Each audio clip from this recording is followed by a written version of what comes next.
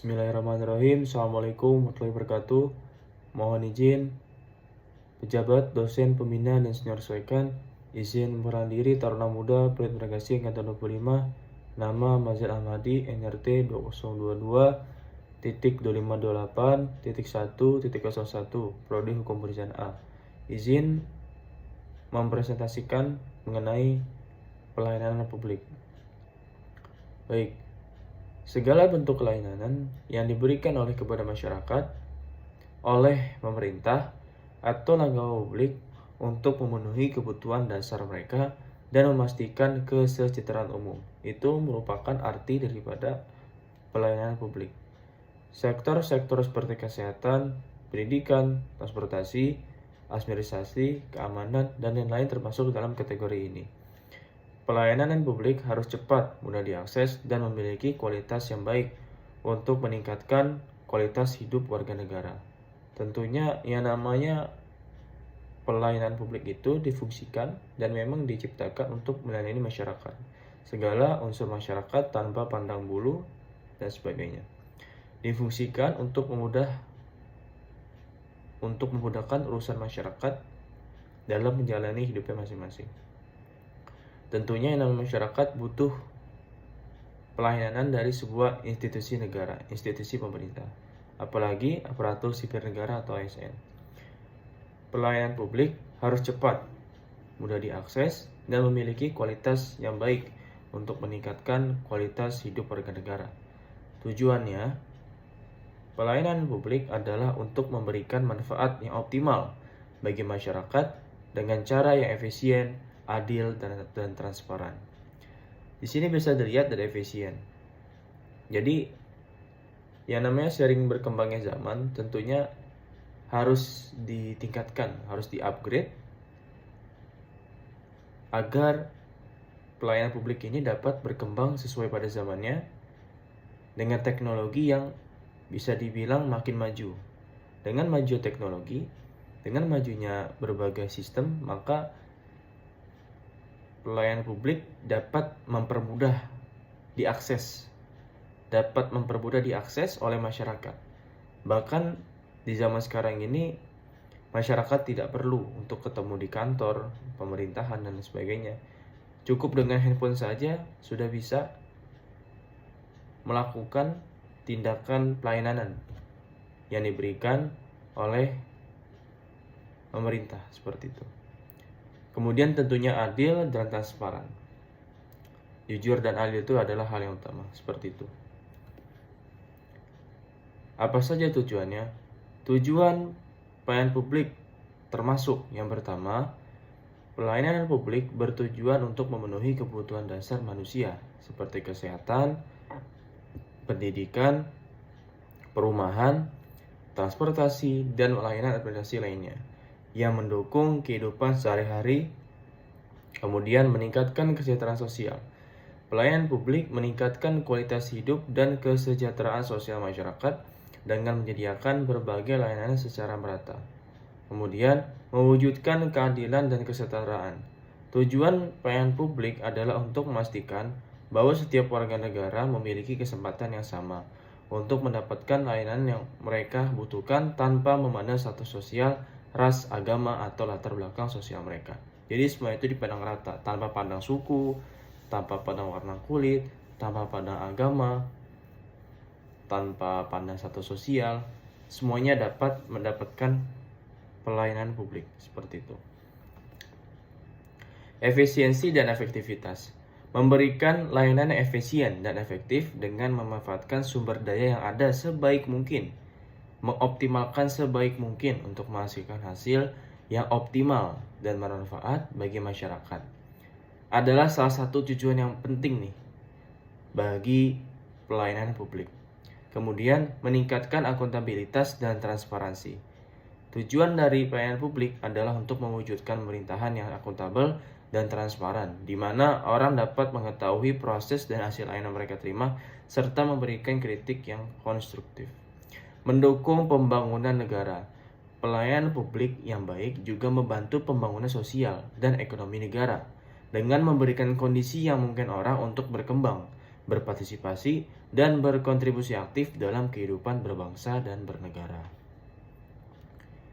Bisa dilihat meningkatkan kepuasan masyarakat dengan memberikan layanan yang cepat, layanan yang ramah, dan sesuai dengan harapan orang, maka pelayanan publik bertujuan untuk meningkatkan kepuasan masyarakat dan meningkatkan kepercayaan mereka terhadap pemerintah dan lembaga publik lainnya. Semakin pelayanan itu cepat, ramah, apalagi jujur dan adil, transparan, maka rakyat pun akan bertambah rasa kepercayaannya terhadap pemerintah dan lembaga publik lainnya, seperti itu.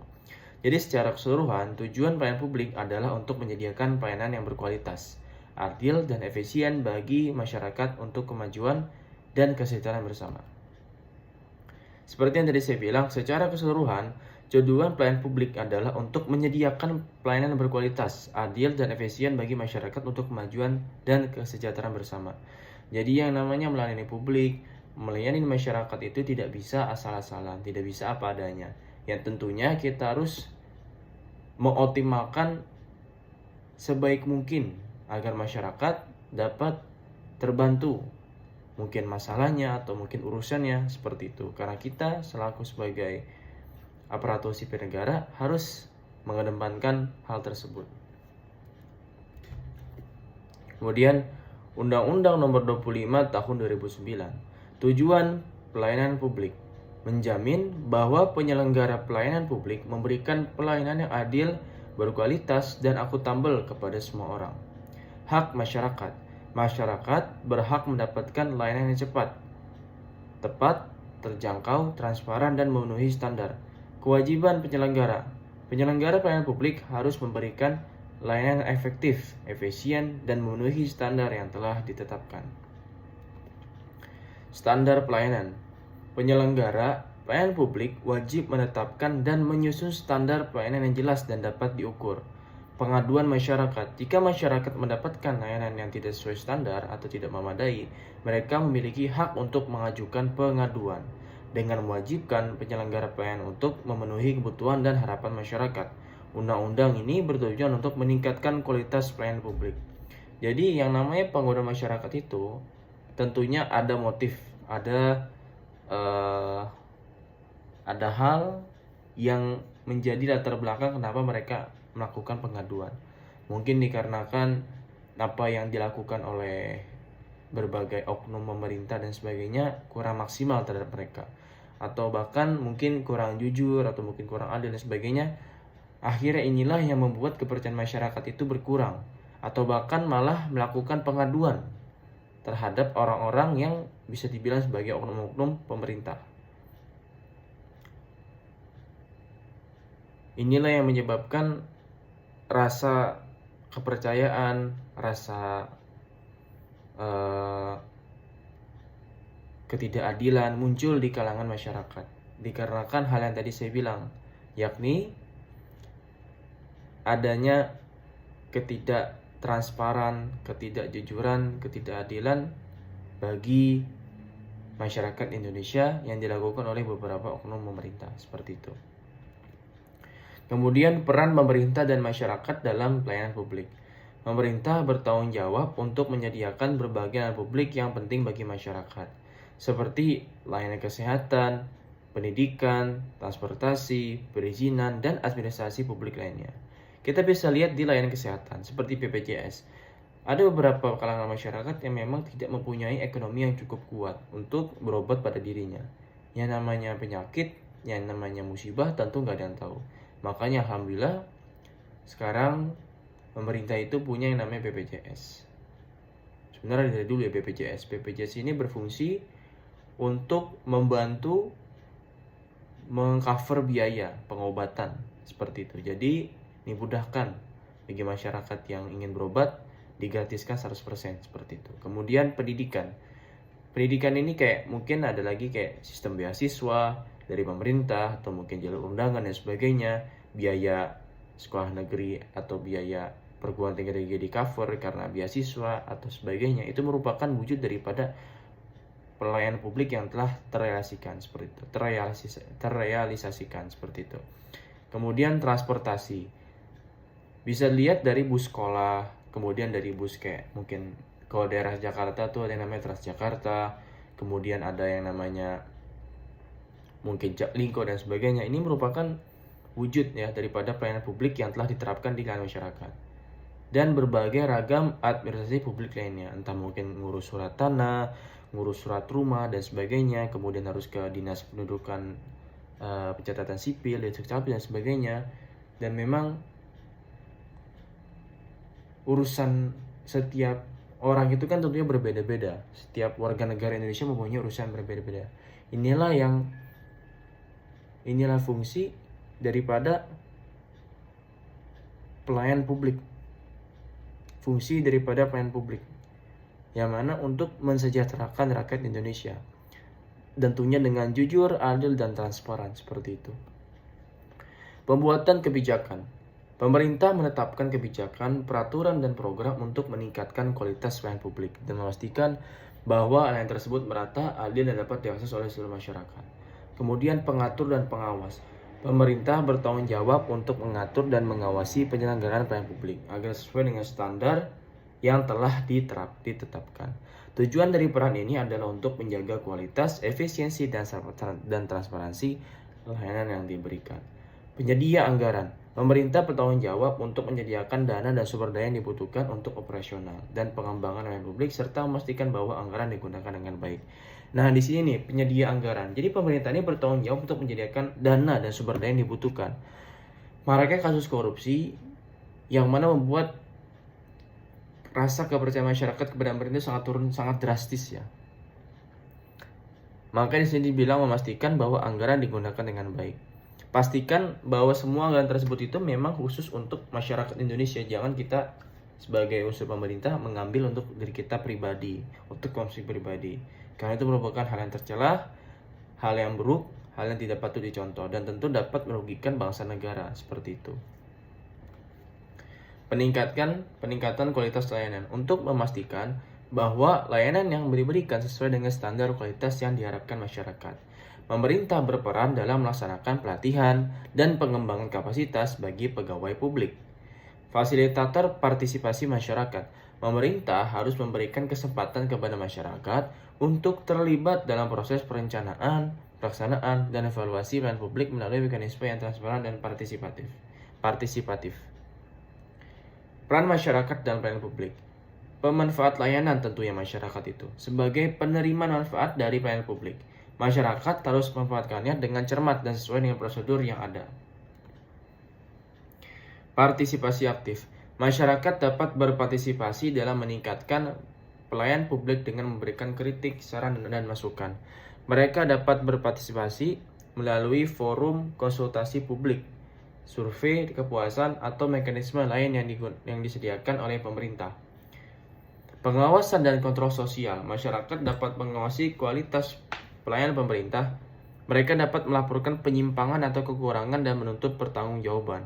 Yang seperti tadi saya bilang, mungkin adanya kasus pungli dan sebagainya tidak sesuai dengan harapan masyarakat yang sangat melanggar etika dan norma. Ini merupakan hal yang perlu dibasmi, hal-hal yang perlu diadukan dan memang harus ditangani dengan menyeluruh, dengan bersih, tanpa ada unsur oknum ataupun hal yang buruk lainnya, demi kemajuan dan keberlangsungan bangsa kita yang harusnya setiap hari itu makin membaik, setiap tahunnya makin baik, makin meningkat seperti itu. Peningkatan kesadaran. Masyarakat membantu pemerintah memperbaiki pelayanan publik dengan mendukung mereka. Tadi bisa dilihat ada kata berpartisipasi dan meningkatkan pelayanan publik dengan memberikan kritik. Tentunya pemerintah itu sangat membutuhkan kritik, sangat membutuhkan masukan, sangat membutuhkan pendapat, apa saja yang perlu diperbaiki, apa saja yang perlu ditingkatkan, apa saja yang perlu dibuang, seperti itu. Kalaupun dikasih hal-hal yang untuk berpartisipasi, seperti masukan saran dan masukan, kritik dan sebagainya, kalaupun itu masukannya untuk meningkatkan, maka pemerintah ini harus secara berkala harus berpikir nih bagaimana caranya ke depannya kita mewujudkan apa yang diinginkan oleh rakyat Indonesia seperti itu. Atau bahkan kebalikannya, kalaupun misalnya ternyata memang dikritik untuk menghilangkan ini itu dan sebagainya, menghilangkan kebijakan itu, maka pemerintah pun harus mikir juga bagaimana caranya untuk mengambil suatu keputusan yang di balik keputusan itu memiliki resiko-resiko yang mungkin akan muncul ke depannya seperti itu. Dan ini mungkin hal-hal yang sangat perlu dipikir secara matang. Seperti itu. Kemudian pembentukan budaya pelayanan yang baik dengan menghargai petugas pelayanan publik dan mengikuti prosedur yang telah ditetapkan untuk kelancaran pelayanan, masyarakat dapat berperan dalam membangun budaya yang saling mendukung. Pendidikan dan sosialisasi. Masyarakat juga berpartisipasi dalam menyebarkan informasi tentang hak mereka terhadap pelayanan publik dan prosedur yang berlaku untuk mengaksesnya. Kolaborasi pemerintah dan masyarakat untuk memastikan pelayanan publik yang optimal. Keterlibatan kedua belah pihak, pemerintah sebagai pelayan dan masyarakat sebagai penerima manfaat sangat penting. Pemerintah harus memperhatikan aspirasi masyarakat dan menyesuaikan kebijakan dan layanan yang ada dan dengan kebutuhan mereka. Jadi harus menyesuaikan kebijakan dan layanan yang ada dengan kebutuhan. Jangan sampai kebijakan tersebut itu nggak sesuai, nggak sinkron dengan kebutuhan masyarakat. Misal masyarakat butuhnya B, C, D, kita sebagai pemerintah ngasihnya X, Y, Z. Mungkin terdengar bisa dibilang kayak, oh itu mungkin buat masa yang akan mendatang dan sebagainya. Tapi sebagai pelayan publik yang baik, harusnya kita merealisasikan hal-hal yang terjadi sekarang. Hal yang terjadi sekarang sudah dilaksanakan, sudah diperbaiki, sudah dibantu, kedepannya pun akan bakal kita bantu seperti itu. Kemudian ini dia nih, pelayanan publik dapat berjalan lebih efisien dan memberikan manfaat yang maksimal bagi kesejahteraan bersama dengan adanya peran yang jelas dan kolaborasi yang baik antara pemerintah dan masyarakat. Perannya jelas, masyarakat sebagai penerima pelayanan harus menjalani prosedur-prosedur, aturan-aturan yang diterapkan agar tertib, agar disiplin dan sebagainya, agar bisa menerata semua. Harus bisa menerima dengan baik dan semuanya. Begitu pemerintah sebagai pembuat kebijakan harus sangat bijak dan harus menanggung risiko ataupun hal-hal yang dapat menimpa suatu saat nanti. Jangan sampai sebagai pemerintah itu memiliki rasa egois, ingin enak sendiri, ingin menikmati sendiri, jadi tidak memberikan rakyatnya. Karena bahwasanya yang namanya pengabdi masyarakat, abdi masyarakat merupakan hal yang bisa dibilang cukup sakral. Karena kita sudah bertanggung jawab atas keberlangsungan masyarakat Indonesia. Hidup baik buruknya masyarakat Indonesia pun dapat dicerminkan daripada pegawai negeri sipil Indonesia itu sendiri. Seperti itu. Peraturan dan perundang-undangan yang berlaku harus memastikan prinsip kepastian hukum pelayanan publik diterapkan dengan keturunan jelas tentang hak dan kewajiban masing-masing pihak antara pemerintah dan masyarakat. Setiap proses pelayanan harus jelas dan dapat diprediksi. Hal ini memastikan pelayanan sesuai dengan hukum yang berlaku dan tidak diskriminatif, tidak mandang, yang tadi saya bilang, tidak mandang ras, tidak mandang suku dan sebagainya, seperti itu. Kemudian prinsip keadilan. Pelayanan publik harus diberikan secara adil dan merata tanpa menentukan latar belakang sosial, ekonomi, budaya, atau agama seseorang, dengan mempertimbangkan kebutuhan dan kondisi khusus kelompok tertentu, seperti kelompok rentan atau difabel. Masyarakat berhak atas pelayanan publik yang setara, seperti itu. Kemudian, prinsip transparansi. Penyelenggaraan pelayanan hak publik harus transparan, dan prosedur biaya dan waktu pelayanan harus memperoleh akses dan dipahami oleh masyarakat. Untuk membuat keputusan yang tepat dan memahami mereka, masyarakat berhak mengetahui informasi terkait pelayanan. Prinsip akuntabilitas. Penyelenggara pelayanan publik harus dapat bertanggung jawab atas setiap keputusan dan tindakan yang diambil dalam memberikan layanan kepada masyarakat. Pemerintah harus memberikan laporan yang jelas dan perinci tentang bagaimana layanan diberikan dan mereka harus siap untuk menerima kritik dan masyarakat tentang cara mereka dapat memperbaiki layanan mereka.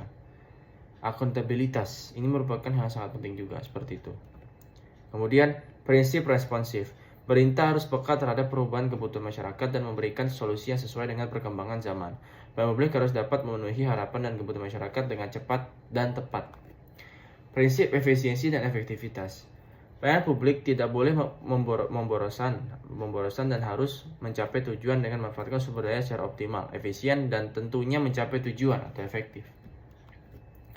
Prinsip profesionalisme. Petugas pelayanan publik harus memiliki kompetensi dan kemampuan yang memadai serta menjalankan tugas mereka dengan sikap profesional. Sikap profesional termasuk keahlian, etika kerja yang baik, dan kemampuan untuk melayani orang lain dengan cara yang ramah dan sopan. Seperti itu. Kita yang namanya masyarakat harus ramah dan sopan. Harus sapa, harus senyum dan sebagainya. Tidak boleh kita malah bersikap arogan, malah bersikap apa adanya kepada masyarakat. Karena mau kita capek, mau kita nggak capek, karena dasarnya kita merupakan abdi masyarakat. Mau kita capek mau enggak, kita tetap mengabdi dengan cara yang sebaik-baiknya. Seperti itu, bukan cara yang apa adanya. Kemudian, prinsip berorientasi pada kemampuan masyarakat. Pelayanan publik harus mengutamakan bagaimana masyarakat yang menerima layanan merasa puas. Setiap aspek pelayanan, mulai dari kualitas, kecepatan, hingga kemudahan, harus diarahkan untuk sepenuhnya memenuhi kebutuhan dan harapan masyarakat. Prinsip partisipasi masyarakat. Pelayanan publik yang baik juga melibatkan masyarakat untuk berpartisipasi dalam proses perencanaan, pelaksanaan, dan evaluasi layanan masyarakat. Dapat memberikan kritik, masukan, dan saran untuk memperbaiki layanan di masa depan. Jadi, pelayanan publik yang baik juga melibatkan masyarakat untuk berpartisipasi. Jadi memang yang tadi saya bilang, masyarakat itu juga perlu untuk diikut sertakan dalam melaksanakan pelayanan tersebut, seperti itu. Seperti memberi masukan, saran, dan sebagainya. Kemudian, prinsip lanjutan, pelayanan publik harus dapat berlangsung tanpa gangguan, baik dari segi proses, kebijakan, atau sumber daya. Ini mencakup pengelolaan anggaran dan sumber daya manusia yang baik agar pelayanan publik terus berjalan lancar dari waktu ke waktu. Melalui penerapan prinsip-prinsip ini, pelayanan publik dapat menjadikan lebih efisien dan bermanfaat, dan kepercayaan masyarakat terhadap pemerintah dan lembaga publik lainnya dapat meningkat. Tentu, yang namanya penerapan prinsip-prinsip yang tadi sudah disebutkan, profesional, akuntabilitas, transparan, jujur, adil, tanpa pandang ras, dan sebagainya, ini tentunya dapat meningkatkan kepercayaan masyarakat dan lembaga publiknya dapat meningkat, seperti itu. Pengembangan dan implementasi. Langkah penting menuju pelayanan publik yang berkualitas efisien dan dapat diakses oleh seluruh masyarakat adalah pengembangan dan pelaksanaan standar pelayanan publik. Tujuan utamanya adalah untuk memastikan bahwa pelayanan publik yang diberikan memenuhi kebutuhan dan harapan masyarakat dengan cara yang konsisten dan profesional tentunya. Membangun standar pelayanan. Menentukan persyaratan masyarakat. Pengembangan standar mulai dengan menentukan kebutuhan dan harapan masyarakat terhadap pelayanan yang diberikan. Ini dapat dilakukan dengan melakukan konsultasi publik, melakukan survei, atau mengumpulkan umpan balik dari komunitas yang telah menerima layanan sebelumnya. Mengidentifikasi tujuan layanan. Ini bagi tujuan untuk pelayanan publik seperti meningkatkan kualitas masyarakat, mengurangi waktu tunggu, atau meningkatkan kepuasan pelanggan. Pembuatan mekanisme dan prosedur layanan. Membuat prosedur, alur kerja, dan proses jelas untuk setiap jenis layanan. Jadi memang setiap layanan itu ada prosedur ya, ada aturan. Kita sebagai masyarakat itu harus tertib, harus dapat mengetahui, harus dapat sadar bahwasanya bukan cuma kita yang dilayani, melainkan ada ratusan jutaan orang yang antri untuk dilayani dalam proses pelayanan publik ini. Makanya daripada itu, kita harus tahu dan harus tertib dalam menjalani prosedur dan aturan yang telah berlaku. Masing-masing mempunyai prosedur dan aturan ataupun ketentuan yang berbeda-beda, seperti itu. Persyaratan untuk kualitas layanan. Menetapkan standar kualitas untuk pelayanan publik seperti waktu layanan, kepuasan pelanggan, akurasi evaluasi, dan keberhasilan validitas pendukung. Evaluasi kerja. Mengidentifikasi indikator keberhasilan pelayanan publik termasuk waktu, layanan, biaya, tingkat kepuasan masyarakat, dan jumlah keluhan. Semakin banyak tingkat kepuasan masyarakat, semakin banyak jumlah keluhan. Nah, ini dapat menentukan apakah ini merupakan keberhasilan atau bahkan kekurangan, kegagalan daripada pelayanan publik. Karena itu semua merupakan indikatornya, tolak ukurnya. Pembuatan instruksi dan pelatihan. Semua petugas pelayanan publik harus mematuhi pedoman atau panduan pelayanan. Mereka juga harus dilatih secara teratur untuk memahami standar yang berlaku. Pelaksanaan standar layanan. Sosialisasi kepada publik dan karyawan menginformasikan standar pelayanan kepada masyarakat dan pegawai pemerintah. Masyarakat harus mengetahui apa yang diharapkan dari layanan, dan pegawai harus memahami prosedur dan standar kualitas yang harus dipenuhi. Memberikan jumlah sumber daya yang memadai, memastikan bahwa pemerintah menyediakan sumber daya yang cukup untuk memenuhi standar pelayanan yang ditetapkan, seperti tenaga yang terlatih, fasilitas yang memadai, dan teknologi yang mendukung. Seperti itu. Implementasi sistem informasi. Implementasi sistem informasi yang memudahkan proses layanan seperti pengujian dokumen secara elektronik, sistem internet online, atau pelayanan yang dapat diakses secara publik. Kemudian, penilaian layanan pengawasan. Melakukan pengawasan rutin untuk memastikan bahwa standar yang terpenuhi. Pengawasan ini dilakukan dengan mengevaluasi apakah indikator yang ditetapkan dalam standar pelayanan telah dipenuhi atau apakah ada area yang perlu diperbaiki. Kemudian, mengatasi keluhan dan menerima saran. Membuat sistem yang menerima kritik, rekomendasi, atau masukan masyarakat tentang kualitas layanan yang diberikan untuk meningkatkan kualitas pelayanan. Pengaduan ini harus dilakukan dengan cepat dan efektif. Peningkatan yang bertahan lama. Dengan menerapkan audit dan evaluasi internal dan eksternal, proses perbaikan berkelanjutan dapat dilaksanakan. Pembelajaran dari pengalaman dan hasil evaluasi akan membantu dalam menentukan area mana yang harus diperbaiki dan meningkatkan kualitas pelayanan dari waktu ke waktu. Evaluasi dan perbaikan. Yang pertama, penilaian kepuasan konsumen. Sebuah survei atau penelitian tentang kepuasan masyarakat dilakukan untuk mengetahui apakah standar pelayanan telah memenuhi ekspektasi mereka atau tidak. Hasil survei ini menjadikan dasar untuk kompeten. Kemudian, tindak lanjut dan perbaikan didasarkan pada tanggapan masyarakat, keperluan perbaikan pelayanan, peningkatan praktek petugas dan menyediakan fasilitas yang lebih baik. Kemudian, perubahan pada standar pelayanan. Standar pelayanan harus disesuaikan dan diperbarui dengan perubahan kebutuhan masyarakat dan memajukan teknologi yang dapat meningkatkan efisiensi pelayanan. Tantangan dalam pengembangannya, keterbatasan sumber daya, resistensi terhadap perubahan, kesulitan dalam mengukur kepuasan. Karena terkadang, pengembangan dan penerapan standar pelayanan optimal dapat dihalangi oleh kekurangan anggaran atau sumber daya manusia yang memadai. Kemudian, perubahan dalam prosedur atau standar baru mungkin sulit diterima oleh beberapa tugas atau pihak terkait. Kemudian, setiap orang memiliki ekspektasi yang berbeda-beda terhadap kualitas layanan. Jadi mungkin sulit untuk mengetahui seberapa puas masyarakat. Kemudian, kesulitan dalam mengukur kepuasan. Setiap orang memiliki ekspektasi yang berbeda-beda terhadap kualitas layanan dan sulit untuk mengetahui seberapa puas masyarakat. Keterbatasan infrastruktur. Keterbatasan infrastruktur dapat menyebabkan pelayanan publik yang tidak memadai, terutama di daerah terpencil. Upaya sistematis untuk memastikan pelayanan publik yang efektif, efisien, dan memadai bagi masyarakat dikenal sebagai pengembangan dan pelaksanaan standar pelayanan publik. Identifikasi kebutuhan, penyusunan prosedur yang jelas, dan pengawasan dan evaluasi yang berkelanjutan adalah bagian dari proses ini. Untuk mencapai tujuan masyarakat sosial yang lebih baik, partisipasi masyarakat yang aktif dan komitmen pemerintah untuk terus meningkatkan pelayanan sangat penting. Standar pelayanan minimal atau SPM. Untuk memastikan bahwa pelayanan publik yang diberikan kepada masyarakat memenuhi kualitas dasar yang diperlukan. Tujuan SPM adalah untuk menjamin bahwa setiap warga negara mendapatkan pelayanan yang layak, terlepas dari lokasi atau kondisi sosial ekonomi mereka. Meningkatkan kualitas layanan. Tujuan SPM adalah untuk memastikan bahwa pelayanan yang diberikan oleh pemerintah dan lembaga publik minimal memenuhi standar kualitas yang dapat diterima oleh masyarakat. Menjamin aksesibilitas. Dengan standar pelayanan minimal, semua lapisan masyarakat dapat mendapatkan layanan yang sama, termasuk mereka yang tinggal di daerah terpencil atau kurang berkembang. Peningkatan akuntabilitas dan transparansi. SPM bertujuan untuk meningkatkan akuntabilitas pemerintah dalam memberikan layanan yang baik sesuai dengan ketentuan yang ada. Sebagian besar sektor pelayanan publik memiliki standar pelayanan seperti pendidikan, memberikan fasilitas pendidikan dasar bagi semua anak, memastikan rasio guru dan siswa sesuai dengan standar, memberikan pendidikan berkualitas tinggi. Kemudian kesehatan, menjamin akses ke layanan kesehatan dasar seperti klinik yang murah dan tenaga medis yang memadai. Kemudian air bersih dan sanitasi, menjamin bahwa masyarakat memiliki akses ke air bersih dan sanitasi yang layak. Berhubungan, memastikan bahwa transportasi umum yang aman dan murah dan dapat diakses. Energi, memberikan semua warga negara akses ke listrik dan energi yang layak. Langkah mengatasi tantangan.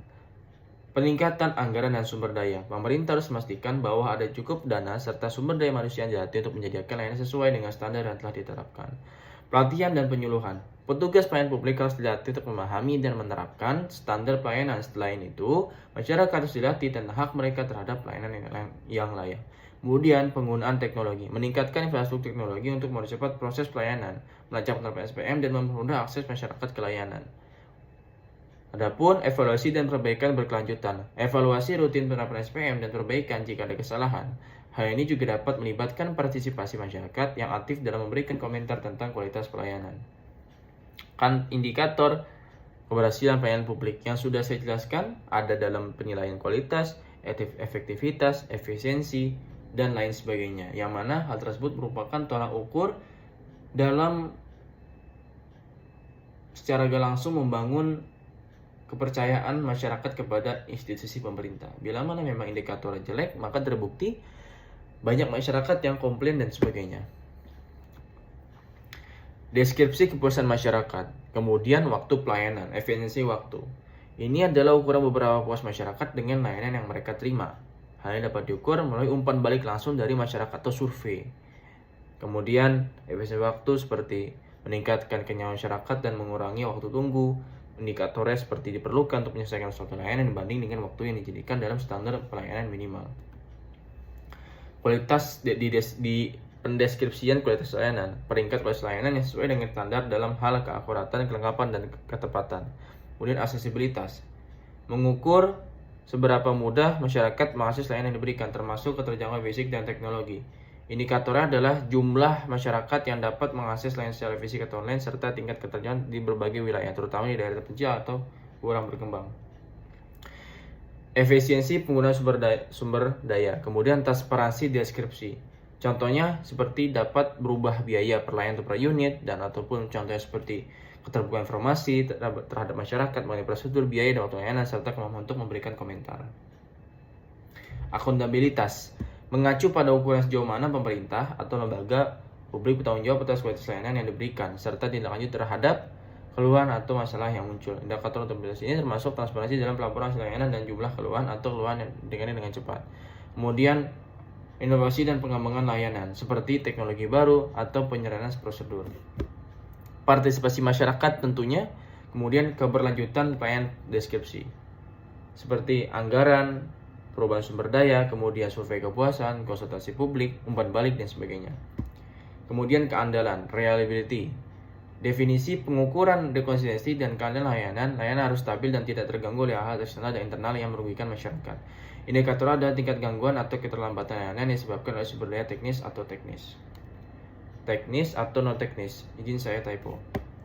Kemudian indikator keberhasilan pelayanan publik di atas membantu untuk mengukur apakah pelayanan yang diberikan sudah sesuai dengan harapan masyarakat dan standar yang ditetapkan. Evaluasi secara berkala terhadap indikator ini memungkinkan pemerintah dan atau lembaga publik untuk melakukan perbaikan berkelanjutan dalam memberikan layanan yang lebih baik, transparan, dan inklusif terhadap kebutuhan masyarakat. Hak masyarakat sebagai penerima layanan. Yang pertama adalah hak atas informasi. Masyarakat berhak atas informasi yang jelas dan menyeluruh tentang prosedur, biaya, waktu, dan syarat pelayanan. Hak atas layanan yang adil. Sesuai dengan standar berlaku, masyarakat berhak mendapatkan layanan yang adil tanpa diskriminasi. Kemudian hak atas kualitas layanan. Sesuai dengan standar yang tadi ditetapkan, masyarakat berhak mendapatkan layanan berkualitas tinggi. Hak untuk mendagapi. Masyarakat berhak untuk memberikan kritik, keluhan, atau saran terkait layanan yang diberikan kepada mereka dan untuk mendapatkan respons yang sesuai. Kemudian hak atas kenyamanan. Setiap masyarakat berhak mendapatkan layanan efektif, ramah, dan menghargai hak individu. Hak untuk dilayani dengan waktu yang tepat. Masyarakat berhak atas layanan yang cepat dan tepat waktu. Kemudian hak atas kerahasiaan. Masyarakat berhak untuk melindungi data pribadi yang diberikan oleh orang lain selama proses pelayanan. Kemudian kewajiban penyedia layanan, memberikan layanan yang adil dan merata. Sebagai masyarakat, sebagai ASN, kita wajib untuk yang pertama layanan yang adil dan merata, yang kedua menjamin kualitas layanan, kemudian memberikan informasi yang jelas dan sebagainya. Menanggapi keluhan, memastikan kepatuhan, regulasi, dan meningkatkan kapasitas dan profesionalisme. Sikap dan berperilaku profesional. Yang pertama, integritas, bertindak jujur, dapat dipercaya, dan bertanggung jawab atas apa yang kita lakukan. Kemudian kompetensi, memiliki pengetahuan, keterampilan, dan keahlian yang diperlukan untuk menyelesaikan tugas dengan efektif. Tanggung jawab, melakukan tugas dengan bertanggung jawab dan memastikan kualitas kerja yang tinggi.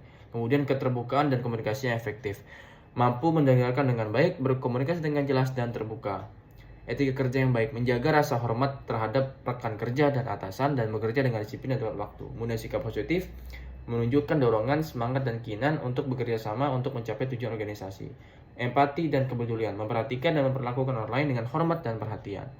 Kemudian pencegahan korupsi dan penyalahgunaan wewenang. Yang pertama transparansi, kemudian akuntabilitas, pengawasan dan audit, kemudian pendidikan dan sosialisasi, penegakan hukum yang tegas, penguatan sistem pengaduan. Kemudian pemanfaatan teknologi dalam pelayanan publik. Digitalisasi layanan, menggunakan platform online untuk membuat orang lebih mudah mengakses layanan pemerintah tanpa harus datang langsung ke kantor pemerintah. Misalnya mereka dapat membayar pajak, mendaftarkan layanan publik, atau mengajukan dokumen. Sistem antrian elektronik. Teknologi membantu mengelola antrian secara otomatis, mengurangi waktu tunggu, dan mempermudah akses masyarakat ke layanan. Kemudian e-government, penggunaan aplikasi dan situs web pemerintah untuk menyediakan informasi publik, memudahkan interaksi antara pemerintah dan sipil, dan memudahkan pengajuan permohonan atau keluhan secara elektronik. Kemudian sistem manajemen data, menyimpan, mengelola, dan menganalisis data terkait pelayanan publik dengan menggunakan database elektronik, memudahkan pengambilan keputusan yang lebih cepat dan tepat. Aplikasi pengaduan masyarakat, Melalui aplikasi atau situs web yang langsung berhubungan dengan status terkait, masyarakat dapat melaporkan keluhan atau masalah terkait layanan yang memungkinkan penanganan masalah lebih cepat. Pelayanan berbasis cloud. Teknologi cloud mempercepat pengelolaan layanan, memudahkan kolaborasi pemerintah dan mempercepat penyimpanan dan akses data. Pemantauan dan evaluasi layanan. Berdasarkan data yang tersedia, teknologi informasi digunakan untuk mengevaluasi dan melacak kinerja layanan publik secara real time, seperti itu. Keamanan data dan privasi masyarakat. Dalam pelayanan publik yang dapat menggunakan teknologi informasi, keamanan data dan privasi masyarakat sangat penting. Ini harus menjadi prioritas utama untuk menjaga kepercayaan masyarakat dan mencegah penyalahgunaan. Enkripsi data. Kemudian ada penerapan kebijakan privasi yang jelas, pemerintah lembaga yang digunakan, disimpan, dan dilindungi dari penyalahgunaan. Data pribadi dapat diakses hanya oleh pihak yang berwenang untuk menghindari hal yang dapat merusak data itu sendiri atau dapat dihack. Seperti yang dibilang sini, ada keamanan infrastruktur TI, teknologi informasi. Kalau indikasi itu IT, informasi teknologi, menggunakan sistem dan infrastruktur teknologi yang untuk mencegah ancaman cyber, seperti serangan peretas, hacker, ataupun malware yang dapat mengganggu data. Pelatihan pengolahan data dan audit dan pemantauan. Audit dan pemantauan selalu ada di setiap pencegahan suatu hal. Audit dan pemantauan selalu ada. Kemudian penghapusan data yang tidak diperlukan untuk mengurangi risiko kebocoran data. Perlindungan terhadap pihak ketiga seperti vendor, kemudian yang mana mereka ini harus mematuhi standar keamanan yang tinggi dan berkomitmen untuk melindungi privasi data masyarakat. Kayak contoh kita kerjasama sesuatu, maka lembaga tersebut juga harus mematuhi aturan yang langsung bergesekan dengan masyarakat, seperti itu. Kayak contohnya ada lagi ragam instansinya di e-government di kota Surabaya, SSW seperti Surabaya Single Window. Hasilnya ini kayak layanan pemerintah lebih cepat, efektif, dan transparan, dan antrean fisik di kantor pemerintah berkurang. Kemudian pelayanan pajak online, Samsat online Jakarta. Jadi kita membayar pajak tanpa harus ke kantor. Pengurangan antrean, peningkatan aksesibilitas, dan peningkatan kepatuhan masyarakat terhadap kewajiban pajak kendaraan karena lebih mudah dari handphone. Kalau di luar negeri, di kota Seoul di Korea Selatan, mengembangkan platform ISO yang memungkinkan orang mengajukan pengaduan dan permohonan secara online dan melacak status peran mereka. Hasilnya, komunikasi internasional lebih baik antara pemerintah dan masyarakat. Cukup dengan HP bisa melakukan pengaduan. Paspor online ini merupakan inovasi yang ada di imigrasi, dari paspor online, kemudian e-paspor, ada e-visa, kemudian sistem antrian elektronik, aplikasi mobile, dan biometrik di bandara. Semua tidak lain merupakan wujud daripada optimalisasi pelayanan publik ke pemerintah, seperti itu. Anda dapat mengisi dan mendaftar formulir paspor secara online yang mempercepat proses pembuatan paspor. Kemudian paspor yang dilengkapi dengan chip elektronik yang membuat proses imigrasi lebih mudah dan aman. Kemudian visa, Anda dapat mendapatkan visa melalui internet tanpa harus pergi ke kedutaan atau ke kantor imigrasi. Seperti itu. Survei kepuasan masyarakat. Yang pertama, tujuan dari kepuasan masyarakat adalah untuk mengetahui seberapa puas masyarakat dengan layanan publik. Tujuannya adalah untuk mengevaluasi kualitas layanan, menemukan masalah, meningkatkan kinerja, dan menjadi jujur. Proses yang mencakup yang pertama, desain kuesioner. Membuat pertanyaan yang mudah dipahami dan relevan. Kemudian pengumpulan data. Melakukan survei melalui wawancara, internet, ataupun telepon. Kemudian analisis data.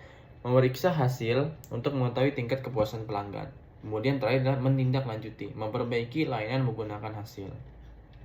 Jadi, desain kuesioner ini memang dibuat khusus untuk masyarakat dengan bahasa yang sangat mudah, bahasa yang bisa dibilang cukup dipahami, agar tidak belibet, agar tidak berarti ambigu dan sebagainya. Agar semua kalangan masyarakat bisa melakukan pengaduan tanpa harus ragu-ragu apa artinya ataupun apa maksudnya dan sebagainya. Makanya dibuat dengan bahasa yang cukup simpel dan mudah dipahami. Setelah itu baru dikumpulin datanya. Data-data yang mungkin sudah ada kita dikumpulin dulu, lalu diwawancara. Apakah benar nih? Konfirmasi lagi apakah benar seperti ini, wawancara secara langsung ataupun lewat internet, entah mungkin di chat balik, dikirim pesan, atau mungkin di telepon langsung dan sebagainya. Ini merupakan wujud daripada konfirmasi. Apakah benar nih gitu. Kemudian analisis data. Memeriksa hasil untuk mengetahui tingkat kepuasan pelanggan. Bila mana sudah dikonfirmasi, maka hasil yang sudah terkonfirmasi tersebut dikumpulkan. Mana yang bagus, mana yang enggak. Semua dibandingi dan kita lihat. Bila mana yang ditemukan enggak bagus, maka masuk ke tahap keempat, yang mana tindak lanjuti. Memperbaiki layanan menggunakan hasil. tentunya hasil tersebut merupakan hasil-hasil yang sudah teruji, yang sudah terkonfirmasi, yang memang benar itu dari keluhan masyarakat. Tidak bisa kita sebagai unsur pemerintah malah mengejaminkan hal itu, karena balik lagi ke awal, kita merupakan pengabdi masyarakat yang harus mengayomi masyarakat dengan jujur dan adil. Mungkin itu saya dari presentasi saya. Lebih kurangnya mohon maaf. Terima kasih. Wassalamualaikum warahmatullahi wabarakatuh.